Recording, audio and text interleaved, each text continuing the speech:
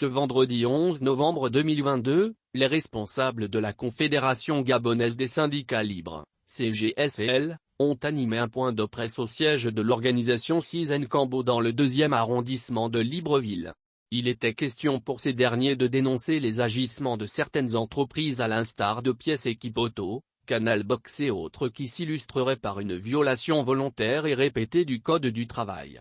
C'est par la voix de son secrétaire général Jean-Claude Beccal que cette organisation syndicale affiliée à la Confédération syndicale internationale, CSI Afrique et l'Organisation syndicale des travailleurs de l'Afrique centrale, OSTAC, a tenu à mettre en lumière le traitement réservé aux représentants du personnel par certaines entreprises irrespectueuses des lois et règlements.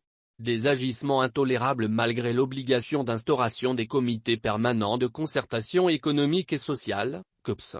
Au nombre des entreprises indexées par la CGSL on peut citer Pièces Équipe Auto ou encore Canal Box. Pour le premier cité, ces responsables refuseraient catégoriquement de mettre en place les instances du dialogue social. Elle s'oppose également à toute activité des représentants du personnel dans son entreprise, s'est insurgé Jean-Claude Beccal.